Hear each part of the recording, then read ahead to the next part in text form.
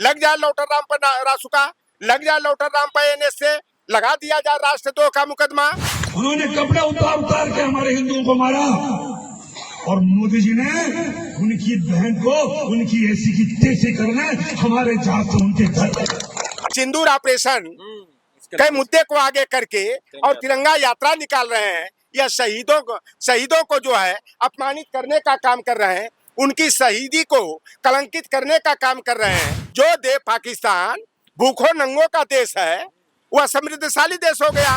भाड़ मीडिया ने हमारे भारतीयता को शर्मसार करने का काम किया है कि नागपुर में जो संघ का कार्यालय है 52 वर्षों तक तिरंगा झंडा को नहीं फहराने दिया। और ये तो भारतीय जनता पार्टी का मूल चरित्र ही है, हिंदू मुसलमान और भारत पाकिस्तान का करके नफरत की भावना पैदा करने का। साथियों नमस्कार, मैं वीरेंद्र और आप देख रहे हैं बोलो साथी।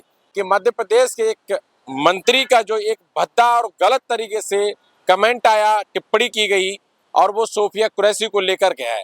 सोफिया कुरैशी जो कि मुस्लिम समुदाय से आती हैं, तो जाहिर सी बात है इस देश के जो तथाकथित लोग हैं और बोले तो जो एक ऐसी सत्ता में बैठे हुए हैं जो हमेशा एक विशेष समुदाय को टारगेट करती रहती है। लगातार प्रधानमंत्री भी लगातार भाजपा के बड़े से बड़े नेता उस समाज को हमेशा टारगेट करने पे लगे रहते हैं। उनकी राजनीति सिर्फ हिंदू और मुस्लिम को लेकर हमेशा से रही है। बात जब मंत्री की आती है, जो मध्य प्रदेश में सरकार में मोहन यादव सरकार में वो मंत्री हैं और उस मंत्री का इतना भद्दा जो कमेंट आता है सोफिया कुरैशी को लेकर के, उस पर हम बात करेंगे। हमारे साथ मौजूद हैं चौधरी लौटन राम निषाद जी, जो बहुजन चिंतक हैं और देश में उनको तमाम लोग सुनते हैं। हम बात करेंगे। बहुत शुक्रिया आपका चैनल में। धन्यवाद आपके चैनल के जो भी व्यूअर हैं, मैं उनसे आग्रह करूंगा, निवेदन करूंगा कि सब्सक्राइब करके, शेयर करके, लाइक करके आपके चैनल को दौड़ाते रहें और जनता तक सच बात पहुंचाने में मदद करें। पहला प्रश्न तो यही है कि जो मध्य प्रदेश के मंत्री का जो बयान आया है सोफिया कुरैशी को लेकर के, इस पर आप क्या कहेंगे? देखिए, जब सिंदूर ऑपरेशन होता है और दो बेटियों की तस्वीर उभर करके आती है, प्रेस कॉन्फ्रेंस करती हैं, सेना की गतिविधियों को बताती हैं और पाकिस्तान के जो 9 आतंकी सेंटर थे उनको ध्वस्त करने की बात बताती है, तो ये देश का सीना चौड़ा हो जाता है और देश के नागरिक सोफिया कुरैशी पर नाज करते हैं, वीर अब्दुल हमीद को याद करते हैं। जब 1971 का जब युद्ध हुआ था भाषा के आधार पर पश्चिमी पाकिस्तान और पूर्वी पाकिस्तान का, और उस समय युद्ध की स्थिति बनी और इंदिरा गांधी प्रधानमंत्री रहते हुए कूटनीति का परिचय देते हुए कि हमारे देश के लिए पाकिस्तान अगर संयुक्त रूप से रहा तो हमारे देश के लिए खतरा बन सकता है। और इंदिरा गांधी ने जो है अपनी सेना की मदद देकर पाकिस्तान की सेना को हराने का काम किया और वीर अब्दुल हमीद जो है कि उस युद्ध में जो है 65 के युद्ध में जो हुआ था भारत पाकिस्तान का, आप देखेंगे कि वीर अब्दुल हमीद, हम लोगों को प्राइमरी के स्कूल में पढ़ाया जाता था कि उन्होंने पाकिस्तान के 4 टैंकों को तोड़ डाला। 5वां टैंक तोड़ने की कवायद में जुटे थे कि पाकिस्तानी सेना की नजर पड़ी और वह जो है कि भारत माता के अमर शहीद जो है कि सपूत हो गए। मैं कल फूले फिल्म देख रहा था, ब्राह्मणवाद और मनुवाद की जो व्यवस्था रही कि हमारी बहन बेटियों को, चाहे वो शूद्र समाज की बेटियां हो, चाहे दलित वर्ग की बेटियां हो, चाहे सबल समाज की बेटियां हो, उनको पढ़ने लिखने का अधिकार नहीं था। और जब कल फिल्म देखा मैंने फूले, तो उसमें 2 महिलाओं की तस्वीर उभर करके आई। एक क्रांति सूर्य ज्योतिबा फूले की, जीवन संगिनी राष्ट्रमाता सावित्रीबाई फूले की, और दूसरे जो है कि ज्योतिबा फूले के मित्र उस्मान शेख की बहन डॉक्टर फातिमा शेख की तस्वीर अचानक उभर करके आ गई। दलित वर्ग में पैदा, जाटव बिरादरी में पैदा विंग कमांडर बेटी व्योमिका सिंह की, और मुस्लिम वर्ग धर्म में, इस्लामिक धर्म में पैदा बेटी जो है कि सोफिया कुरैशी की, लगा कि ये साक्षात जो है सावित्रीबाई फूले और डॉक्टर फातिमा शेख के रूप में जो है उभर कर आई है। देश का सीना चौड़ा करने का काम किया है, देश का मान सम्मान बढ़ाने का काम किया है, सेना का मनोबल बढ़ाने का काम किया है। लेकिन वह निर्लज्ज, बेहया, बेशर्म, बेहुदा भी कहा जाए तो यह कम नहीं होगा। यह विजय शाह जो मध्य प्रदेश सरकार में मंत्री है, इसका ये पहला बयान नहीं है। कभी ये राहुल गांधी पर बयान करते हुए कहता है कि जो 55 बरस 56 बरस के हो गए हैं और ऐसे लड़के जब शादी नहीं होती है तो उनमें जरूर कुछ कमी होती है।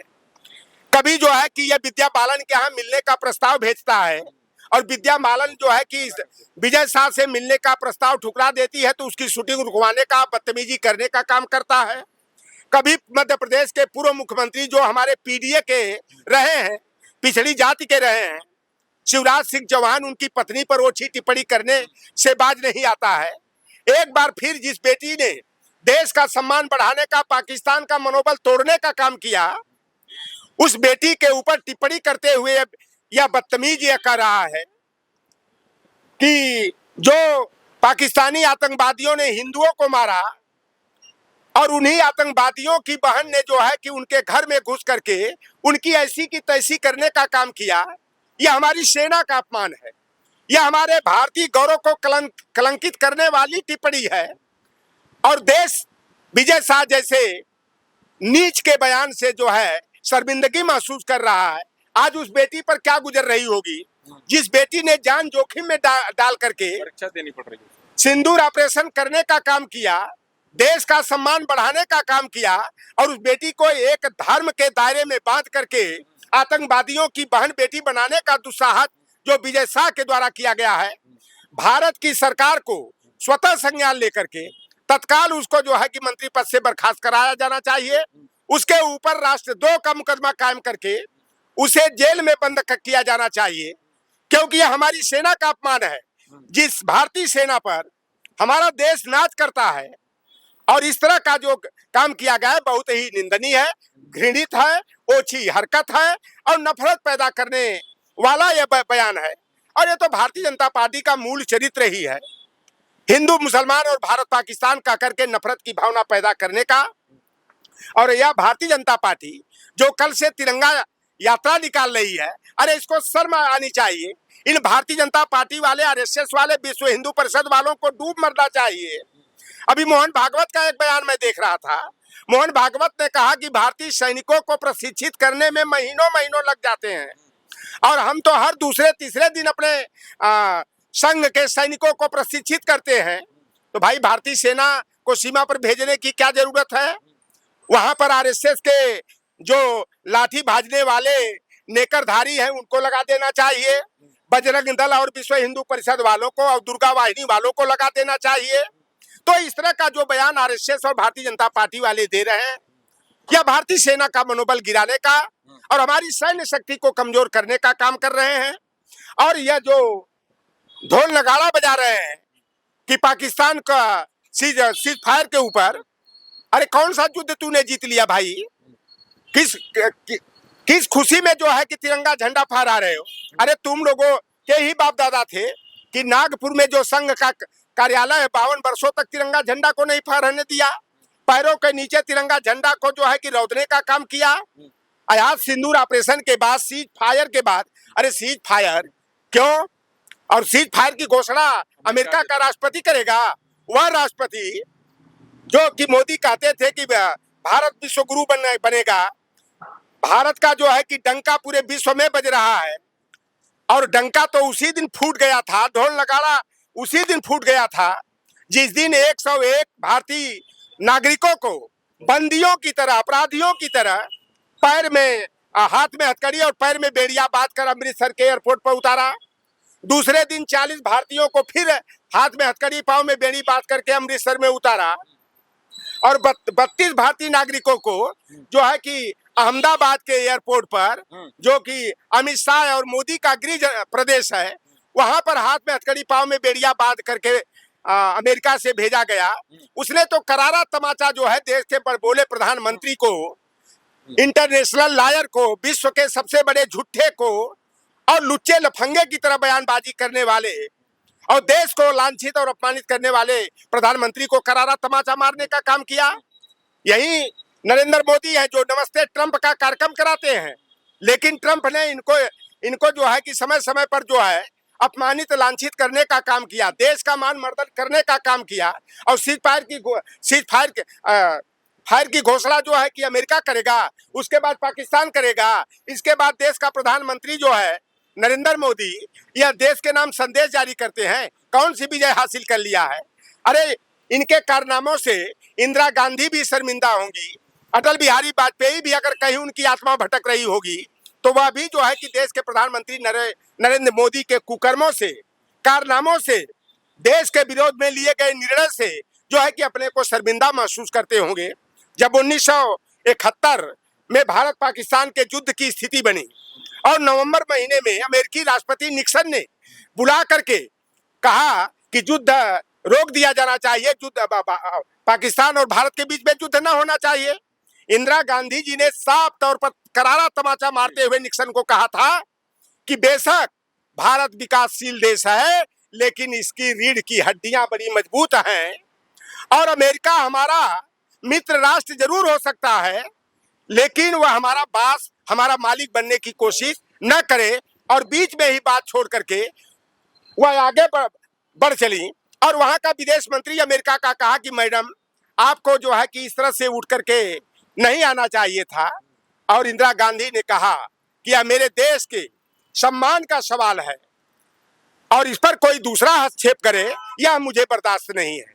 और युद्ध हुआ, पाकिस्तान के दो टुकड़े हुए, बांग्लादेश स्वतंत्र राष्ट्र बना और उसके बाद जो है जुल्फिकार अली भुट्टो में और इंदिरा गांधी के बीच शिमला समझौता हुआ कि दोनों देशों के बीच में कोई तीसरा व्यक्ति या तीसरा राष्ट्र जो है हस्तक्षेप नहीं करेगा। और इसी का अनुपालन कारगिल युद्ध जब हुआ तो अटल बिहारी वाजपेयी ने शिमला समझौते का सम्मान करते हुए और शिमला समझौते के करार को याद करते हुए उन्होंने जो भी है युद्धबंदी का निर्णय लेने के लिए जो अमेरिका का दबाव आया उन्होंने उसे अस्वीकार करने का काम किया। उन्होंने कहा कि हमारे देश का मसला है, इस पर कोई दूसरा देश हस्तक्षेप न करने का काम करे। और आज ये देश के प्रधानमंत्री 56 इंच के सीने का दावा करते हैं कि हमारी सेना जो है कि कराची तक घुस करके मारने का काम करेगी। टीआरपी बढ़ाने के लिए वो गोदी मीडिया वाले, चाहे आज तक वाले हो, चाहे जी न्यूज वाले हो, तमाम जो है इनको तो पूरी तरह इनके चैनलों को बंद कर देना चाहिए। वह श्वेता सिंह हो, चाहे रुबिका लियाकत हो, चाहे चित्रा मित्रा त्रिपाठी हो, चाहे अर्णव गोस्वामी हो, ये बेशर्म बेहया निर्लज्ज पत्रकारिता धर्म की धज्जियां उड़ाते हुए कोई कह रहा कराची तक जो है कि हमारा कब्जा हो गया, कोई कह रहा है कि इस्लामाबाद तक हमारा कब्जा हो गया, कोई कह रहा कि बलूचिस्तान तक हमारा कब्जा हो गया। और इस तरह का जो है कि भाड़ मीडिया ने हमारे भारतीयता को शर्मसार करने का काम किया है। इन निर्लज्जों को पत्रकारिता से अलग कर दिया जाना चाहिए। और यह जो सीज फायर की घोषणा अमेरिका ने किया है यह पूरी तरह भारत का सर झुकाने का काम किया है। और उसने डरा धमका करके मोदी को कहा सीज फायर करो नहीं तो तुमसे व्यापारिक संबंध खत्म कर देंगे। और अमेरिका कहेगा कि दोनों देश समृद्धशाली हैं, दोनों देश शक्तिशाली हैं। जो देश पाकिस्तान भूखों नंगों का देश है वह समृद्धशाली देश हो गया। और यह अमेरिका का राष्ट्रपति कहता है कि हम व्यापारिक संबंध खत्म कर देंगे। और अडानी अंबानी के व्यवसाय को बढ़ाने के लिए, व्यापार को बढ़ाने के लिए देश का प्रधानमंत्री हमारे भारतीय सेना का मनोबल गिराने का काम कर रहे हैं, हमारे सेना को लांछित अपमानित करने का काम कर रहे हैं।